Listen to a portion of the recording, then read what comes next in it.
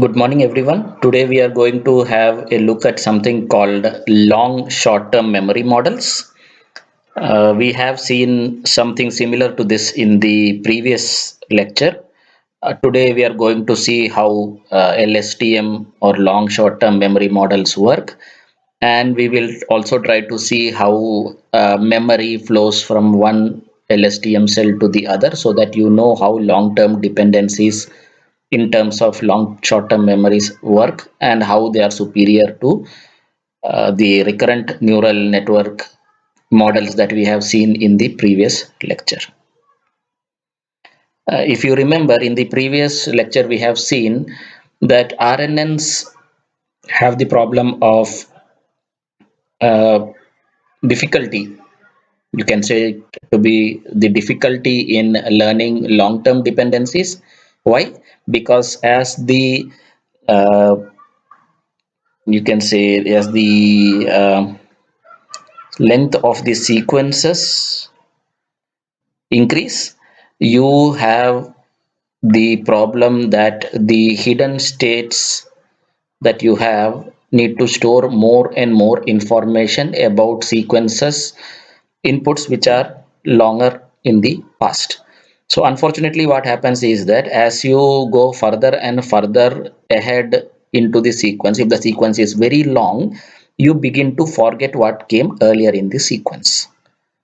Unfortunately, that is the problem with traditional recurrent neural networks or RNNs. So to overcome that problem, we have come up with something called LSTM models. This is just a recap of what we have seen so far. If you remember, the inputs are fed sequentially over a period of time. This is the network which is unrolled in time, if you remember. And H1, H2, H3, etc. are sequence are the hidden states at time 1, 2, 3, etc. And the current input is xt, and the current hidden state is h of t, and the current output is y cap of t. So you can see a traditional recurrent neural network has the flow which happens like this, and if you look at it you will see that all the information that is reaching the hidden layer, you can see h of t, is transmitted to the next layer without any change. So there is no control on what information should flow and what should not flow into the next time instant. However, LSTM gives us an ability to do exactly that. That means you can control what information goes to the next time instant and what gets discarded. Before we have a detailed look at that, let's just put it in the proper perspective. If you look at this, this is how our traditional RNN looked like.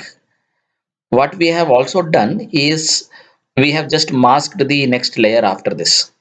In most of the explanations that you will find regarding LSTM models, we talk only up to this point.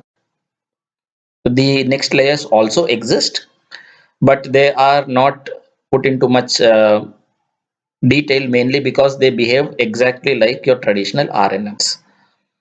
The key difference between traditional RNNs and LSTMs lies here at the hidden layer. So just to show you the equivalence between what happens at the hidden layer of a traditional RNN and that of an LSTM model, uh, we would like to show it first like this. Okay, so this is what we have seen in the previous lectures of how an a RNN model looks like. And if you want, you can represent the same model, this one, like this.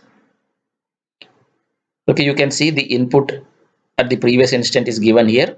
Then there is a cell which is RNN cell, and its output are the hidden layer at that instant t minus 1, and that is passed to the next time instant.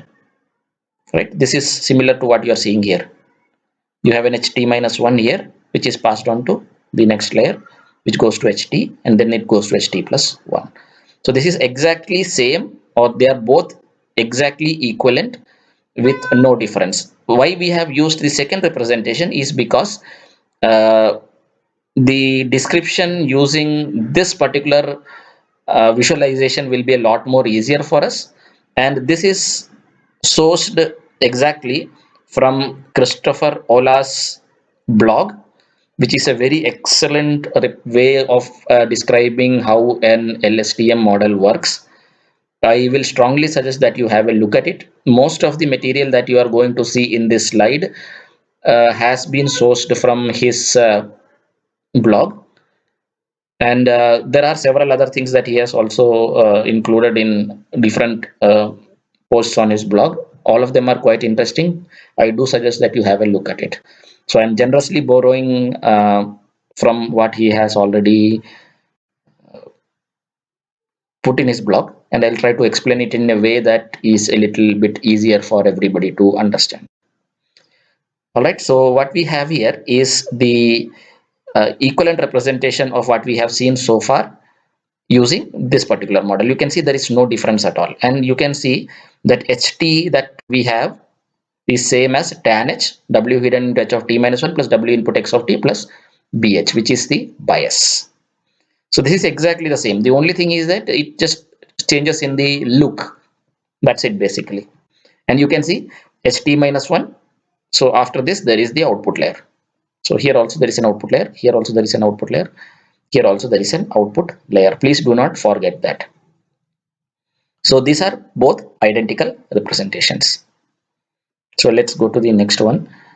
So if you look at this, this is how the traditional RNN looks like, exactly what we have seen just a couple of seconds ago. And this on the top is how a typical LSTM cell looks like. So this is an LSTM network, and this is a RNN network. You can see this is a typical LSTM. This is a LSTM cell, and this is an RNN cell. Right. So you can see the primary difference between the LSTM and RNNs is the fact that in traditional RNNs you have one input which goes from a time step t minus 1 to t and so on. But in case of LSTM, you have two inputs and two outputs which go to the next LSTM cell. This is called the cell state, and h of t minus 1 is the hidden state, and then there is an input also. So to any LSTM cell there will be three inputs: the previous cell state, the hidden state information, and the input at that particular time instant. When you compare it with the traditional RNN, it has got only two inputs: the previous hidden state and the current input. So that is the major differentiating factor, and as you can see there are a lot of other components also present inside a typical LSTM cell. We will have a look at them one by one. Let's see how they work. Just for another way of illustration, this is how practically an LSTM model will look like. The input that we have put as capital X is actually a vector. I hope you already know this. So the input layer takes in an input vector.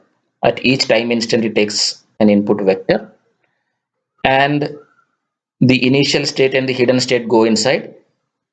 You can see this here, and the output of that is the hidden state vector.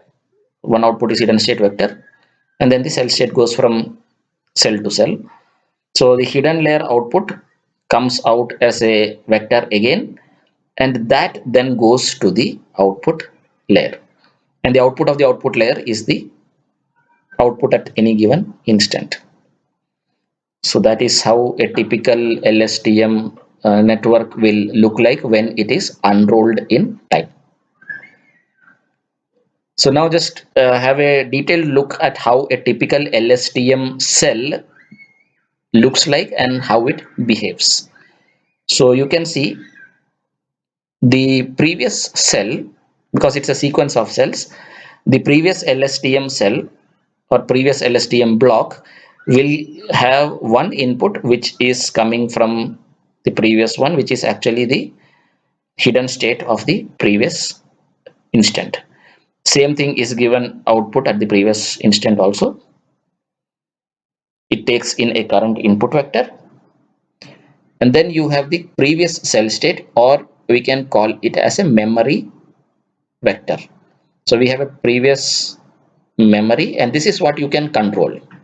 So this is an additional term that we have incorporated when we are moving over from RNN to LSTM, and this can be the reason, or this is the reason why you are able to remember very long-term dependencies in sequences. So what basically you are reading the old memory vector. The current output of the LSTM block is h of t. This goes to the hidden layer. Sorry, this goes to the output layer, and then this same thing also goes to the next instant. And you can see here there are certain operations which happen, which modify the memory vector to create a new memory vector, and this is the new memory which goes to the next sequence input. And then there are something called valves. There are three valves in a typical LSTM cell. One is called the forget valve, second one is called the new memory valve, and third one is called the output valve. We will have a look at all of them one by one in the next few slides.